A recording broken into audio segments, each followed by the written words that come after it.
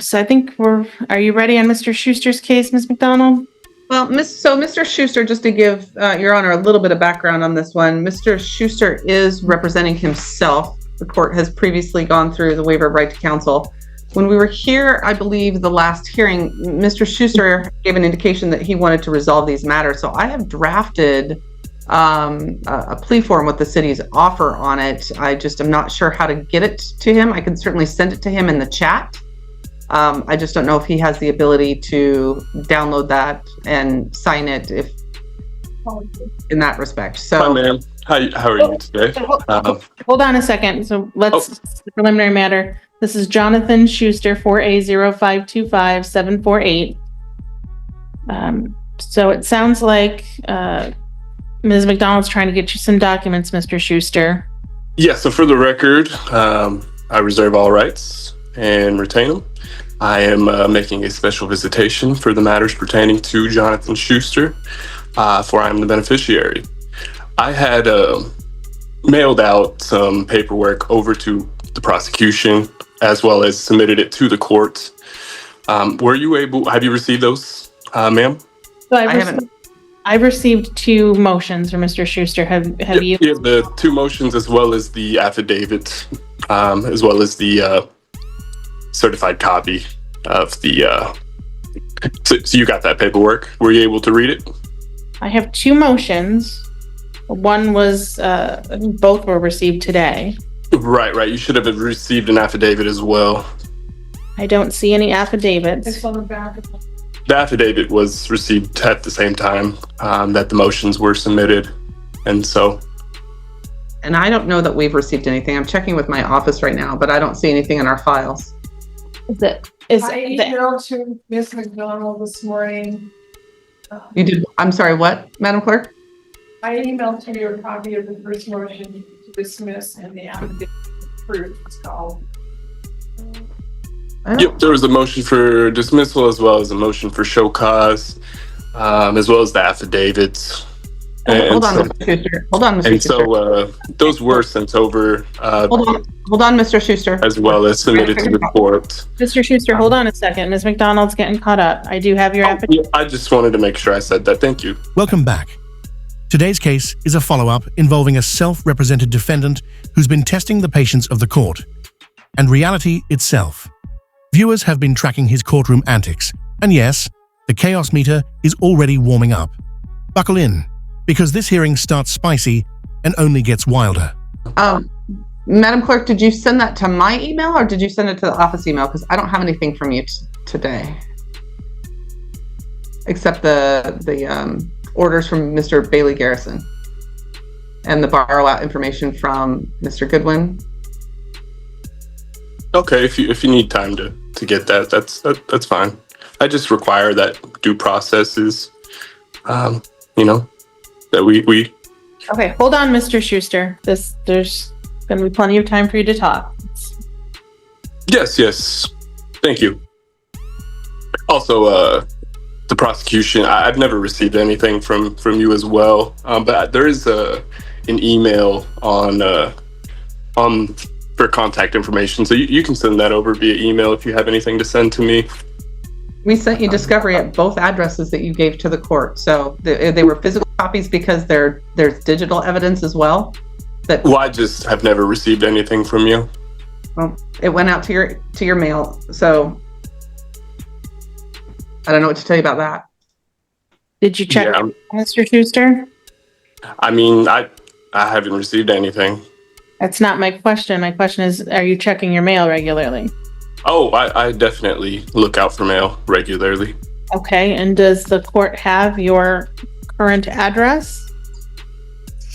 So he updated it, Your Honor. We actually had this situation issue a couple of weeks ago, or actually almost a month ago, where we had sent out full discovery to the defendant, and then he indicated that wasn't his address. So we sent out another packet of full discovery to him to the address that he updated. Let's see, the one on Kenyon Street. 2318 California Avenue. You gave us on January 27, 600 Southwest Kenyon Street, apartment G201 in Seattle. You're talking about on January 27th when the judge denied subject matter jurisdiction that day? So the address that you gave to the court on January 27th was the 600 Southwest Kenyon Street, apartment G201. So The same day that that was the the judge Mr. Schuster, denied subject Did matter you- jurisdiction? Mr. Schuster, is that the Mhm. address you gave on January 27th? I don't recall, but I do have, somewhere she can send it to. So Well, that we're not going to play the game of you updating your address every court date so that you can avoid service of discovery. I'm just letting you know that I didn't receive it, and I don't recall, so I'm giving you an address, but You recognize that address? which address? Can you read that one more time, Ms. McDonald? Yes, the address on January 27th that he requested discovery go out to was 600 Southwest Kenyon Street, apartment G201 in Seattle. The one prior to that he requested was 1005 North Cleveland Street, apartment C in Kennewick, Washington. All discovery was sent to both of those addresses. Do you have the ability to get mail at the Kenyon Street address, Mr. Schuster? No, I'm not sure why she sent that there. Because that's the address you gave the court at the end of January. Well, in January, the judge had denied subject matter jurisdiction, and so the matter should have been dismissed anyways. So the judge denied your motion to dismiss for lack of subject matter jurisdiction. The court found that there No, is she subject did. matter. It was on the record. She denied subject matter jurisdiction. She didn't deny my motion. That wasn't until later. But regardless, The prosecutor explains that Mr. Schuster previously waived his right to counsel and hinted he wanted to resolve the case. A plea offer is ready, but getting documents to him becomes the first hurdle. Translation: Step 1 of adulting, successfully opening an email. The struggle is already real. regardless, you did receive the two motions as well as the affidavit today. Is that correct, ma'am? I did. Did Ms. McDonald? Have you gotten that yet? I just Perfect. Have So- you so Mr. have you had a chance to read over that, Miss? So obviously, Ms. McDonald has not had a chance to read over it. Oh, I was referring to Provided you, her. ma'am. Okay, Mr. Schuster, let me talk. So do you remember doing the waiver of counsel on December 16th, where you said you wanted to go forward representing yourself? Well, from the very beginning of this Remember matter, signing this piece of paper saying you were representing yourself? from the beginning. That's not my question, Mr. Schuster. Well, I'm answering your question. I would like. I to don't want a speak. narrative. Yes or no? Thank Do you you. remember signing this piece of paper? I don't recall. Okay. I well, don't know your what paper you're signature is showing me. You're on this piece of paper. I'm not sure what paper you're showing me because Okay. it's very far from the camera and So, it's Mr. just Schuster- very hard to read because it's blurry Okay. from this So angle. let me read it to you. So I don't recall. On December 16th, 2024, you went through a colloquy with Judge Grant. During that colloquy, you engaged in a series of questions about your familiarity with the rules of criminal procedure, criminal courts in general, the Constitution, and so on. At the end of that, you indicated that you have read and completed the form, you requested the court to allow you to represent yourself, and you signed it and dated it and noted you reserve all rights. On that form, one of the things that you are asked to do and acknowledge and understand is that you will be treated as though you are an attorney and you will be expected to follow the court rules as though you were an attorney. One of those rules that you're expected to follow is the Lake Forest Park Municipal Court local rules around how to file and the proper notice of filing motions. The local court rule requires that if it's a motion that is not set on the date of trial, that the expectation will be that you give 21 days notice and properly serve the other party. These motions dropped off, emailed, whatever to the court the day of and the day before the hearing are not properly noted under the local court rules. Nonetheless, Well, this isn't the trial, so Nonetheless, I am going to let you know that I have reviewed these motions. And if it's okay with you, Ms. McDonald, I'm going to go ahead and let Mr. Schuster know that I've reviewed these motions. There's two of them, a motion to dismiss for lack of subject matter jurisdiction, and another motion that is essentially a show cause motion for the prosecutor to appear and show cause as to why there is subject matter jurisdiction in this case. And what I want to tell you on the record right now is that Lake Forest Park Municipal Court is authorized to hear misdemeanor and gross misdemeanor cases along with violations of local ordinances. We are not authorized to hear federal matters. Your assertion that we are not authorized to hear federal matters is absolutely correct. Nonetheless, these are not federal matters. Federal courts do not have exclusive jurisdiction over travel and driving offenses. Proceeding with this case is not a due process violation of the Washington or the federal Constitution, and so I'm going to deny your motion to dismiss for lack of subject matter jurisdiction. Turning to your motion for show cause, you cite an RCW that outlines district court jurisdiction, which is not even applicable in this case, but nonetheless, Lake Forest Park Municipal Court is the correct venue for misdemeanor and gross misdemeanor driving offenses that occur in Lake Forest Park, Washington. The constitutional right to travel is not abridged by states and municipalities' adoption of regulations concerning driving privileges, and therefore I'm going to deny your motion for show cause against the prosecution. I'm also denying your motion to dismiss in that motion, finding that this court, again, does have subject matter jurisdiction in this case will proceed. So those motions are denied. Mr. Schuster jumps in with classic sovereign citizen language, special appearance, reserved rights, and plenty of legal buzzwords that sound impressive but don't actually move the needle.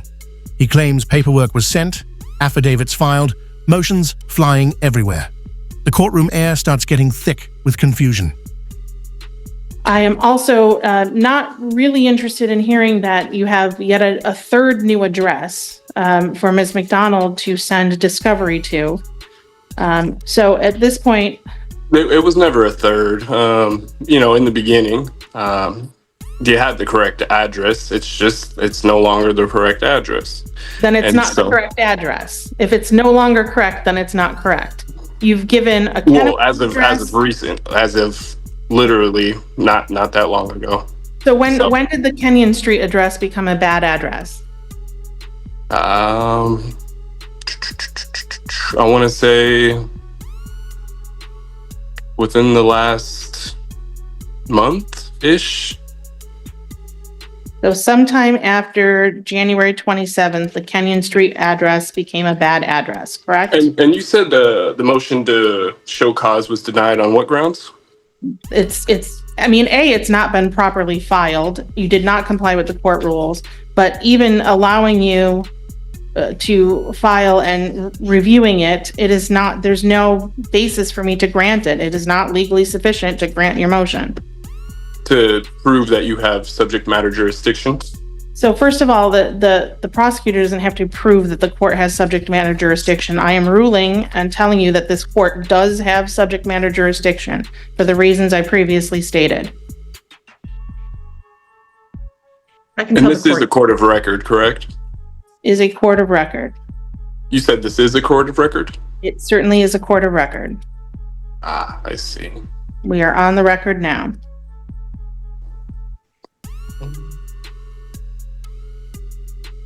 So that being said, it sounds like Ms. McDonald has a plea offer to send you if you want to entertain that.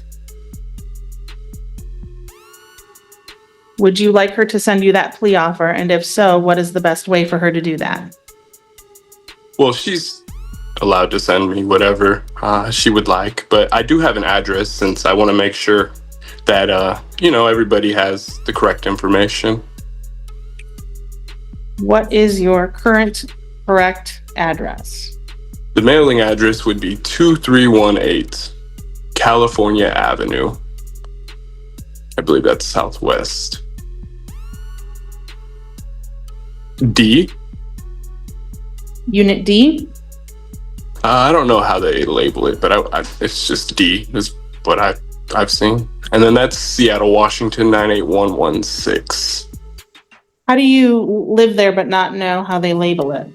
Oh, I didn't say I live there. I just get mail there. Is that a friend's house? What is that? Family. What was that? Family.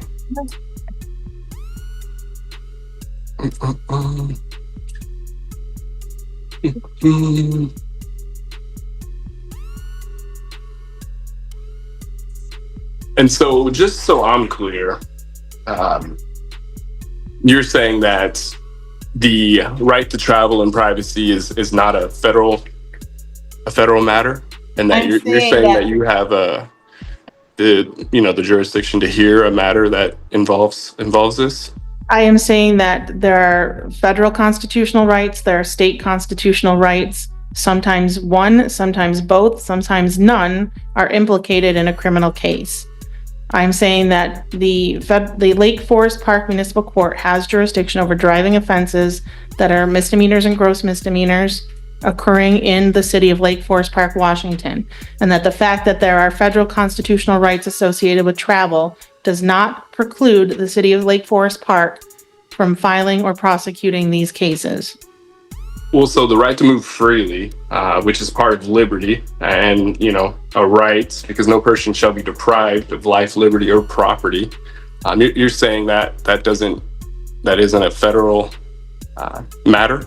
As voices overlap, the judge calmly restores order and reminds him of courtroom decorum, one speaker at a time. A polite warning with big teacher energy. The court checks what documents were actually received, while the defendant continues interrupting like a buffering Wi-Fi signal. That gets sent, Ms. McDonald. Yes, it did.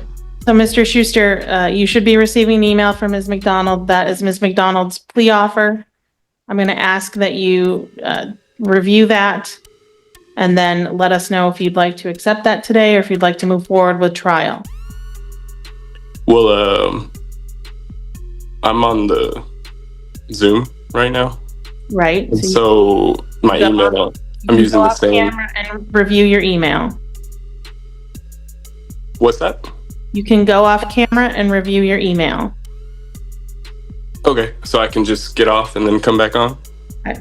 I would prefer if you'd stay signed on to Zoom and just go off of camera and review your email. Okay. Let me see if I can do this without getting off. Because as I've stated, I don't really know how to use Zoom like that. If you get disconnected, you know how to get back on it. Okay. One moment. Can you mute yourself, Mr. Schuster, and turn your camera off to read your email? Oh, I saw that Carmen had sent something over. Yes, you need to open it and reboot it. Oh, it says what you had said on the record, correct? No, it's an entire form. It's about, see how many pages that is? About 8 pages. Can you mute yourself and take yourself off video while you review that, Mr. Schuster? I think so. Let me see if I can do this correctly. Oh, so I see everything that you've sent over. Obviously, I'd probably have to look at it longer to make sure I asking you carefully. I'm asking you to do that now. We're going to go back on the record. Oh, okay. It just might take some time. I've gotten through some of it, but for me to understand what's going on, I definitely would have to read it. I don't know if you have enough time for all of that, but if you do, I don't mind taking the time to fully get into it. Ms. McDonald, you're on mute. If he's asking for more time to go over the city's offer and to consider that, I don't have an objection to continuing the matter if he agrees to waive speedy trial. Oh no.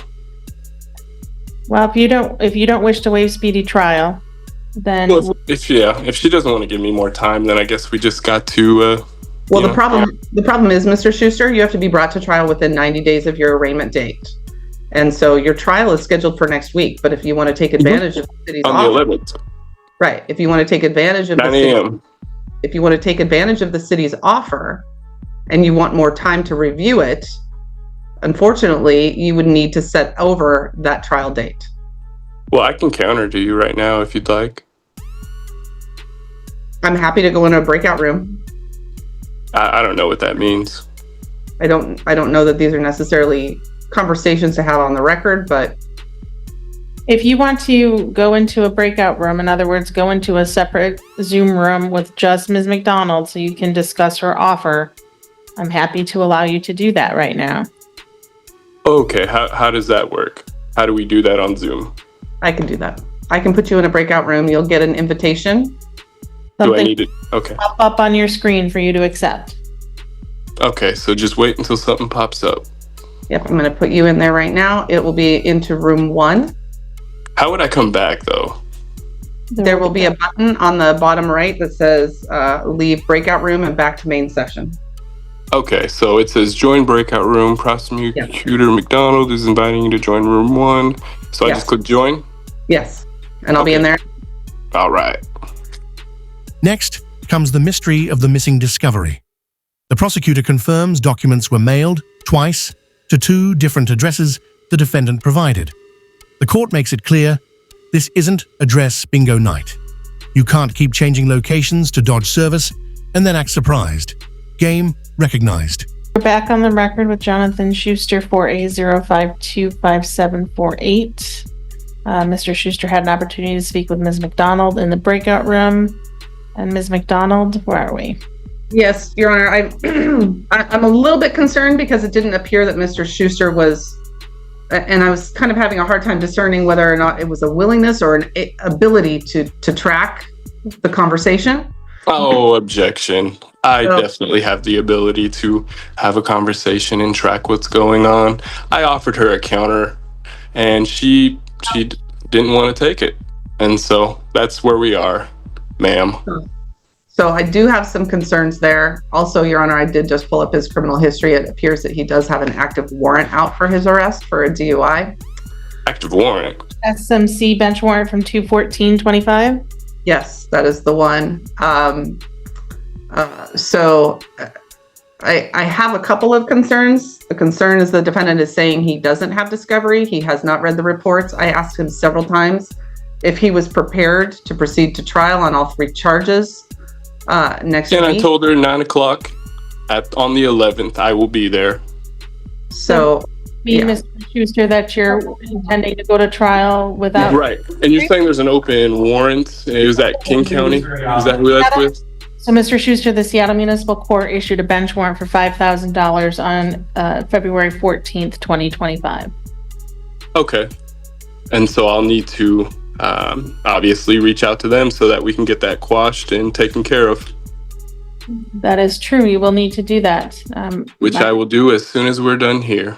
My expectation, if we're having another hearing next week, is that you will have done that before the next hearing. Oh, 100%. No need to be walking around with warrants. That is unacceptable. So, Ms. McDonald, are you raising 1077? well, I would ask that the court engage in a colloquy because I like I said, I was having a difficult time assessing that because I don't know if it's an inability to track Objection. it Objection. appropriately or if it's Nothing. unwillingness. So Ms. McDonald is asking that I ask you some questions to make sure you're able to proceed. Objection, Your Honor.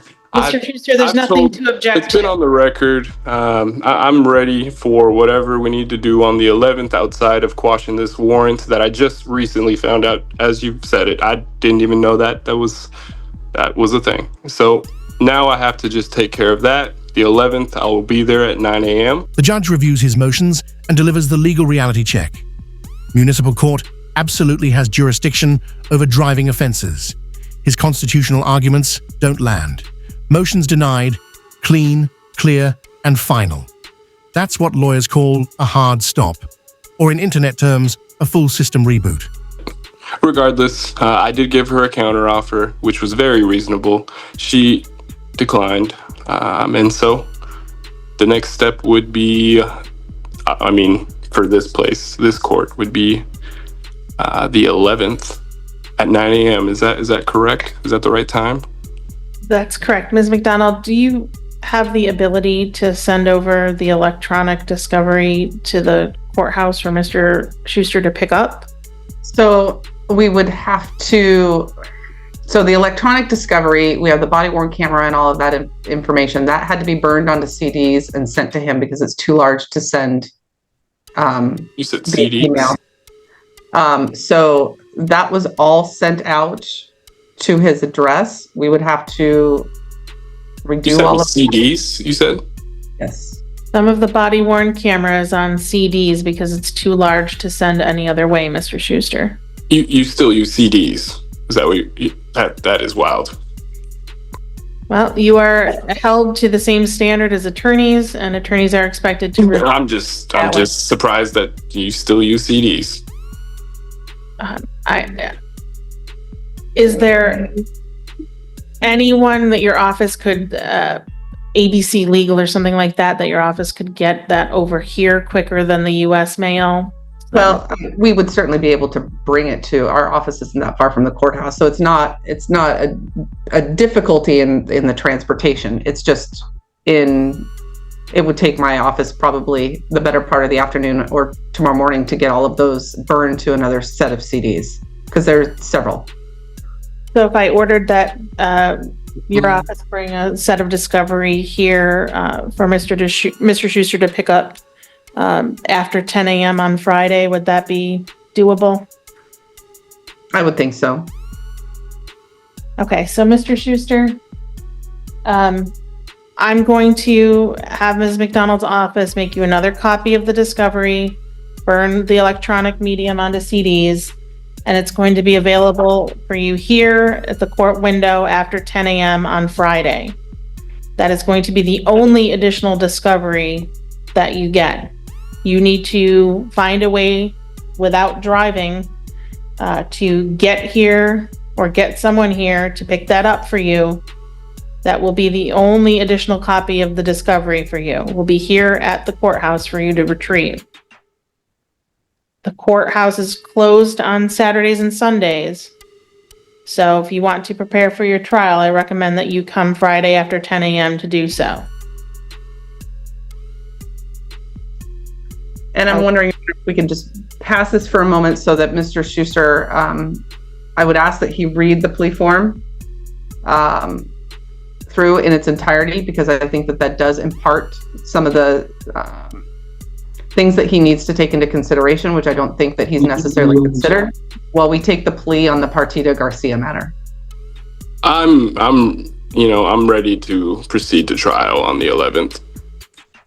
Outside of quashing the warrant with, you said it was Seattle Municipal or King County? Seattle Municipal Court. Seattle Municipal. Outside of quashing that warrant, I am ready. I do have one question though. This is a criminal matter, so who was the injured party exactly? Undeterred, Mr. Schuster pivots to right to travel arguments, suggesting federal rights override the court's authority. The judge explains, patiently but firmly, that federal rights don't cancel state traffic laws. Translation: you can't just say magic words and unlock a legal cheat code. You ready to go back on the record on Mr. Schuster's case? I think so. So this again is Jonathan Schuster, 4A0525748. Yes, I am here. So when we last left off, we were, I believe, setting this for trial next week. Yeah. I did want to clarify some things from earlier, if that's okay with you, ma'am. Okay. Because you had denied both of the motions, and I just want to make sure I understand correctly why they were denied. So would you be able to repeat that, please? So again, as I stated before, your motion to dismiss is based on an allegation that this court does not have jurisdiction over driving offenses based on the right to travel articulated under the federal and state constitutions. The federal and state constitutions do not limit the states and municipalities' rights to impose traffic laws or driving requirements such as driving licenses and things like that. So there's no federal preemption of these laws. They are appropriately codified and appropriately enforced in the city of Lake Forest Park. So there is subject matter jurisdiction that this court has based on the fact that these offenses are alleged to have occurred in the city of Lake Forest Park. There is subject matter jurisdiction because this court is authorized by statute to function and to enforce these laws. And so for those reasons, your motion to dismiss is denied.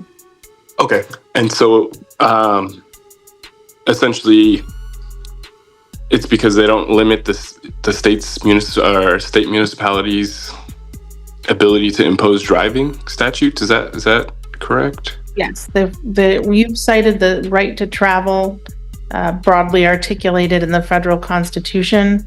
But nothing about that is contradictory to Washington's right to impose driving licensing requirements, and nothing about that federal constitutional law prohibits the city of Lake Forest Park from enforcing traffic regulations. Okay. So it was denied because they do not limit the state's municipalities' ability to impose driving regulations. So this court does have subject matter jurisdiction. We will be going forward unless you want to enter a guilty plea today with a trial next week. Is this going to be a bench or a jury trial? Oh, a jury trial, for sure. The court asks whether he wants trial or a plea deal. 2 charges dismissed in exchange for 1 plea. But technology becomes the final boss. He struggles with Zoom chat, email spelling, and document access. The hearing pauses as he tries to open his inbox, proving once again that courtroom drama sometimes loses to basic tech skills. I'm more concerned about the discovery and the body worn camera footage and since prior to the recess, I am 100% ready for Tuesday at 9 a.m.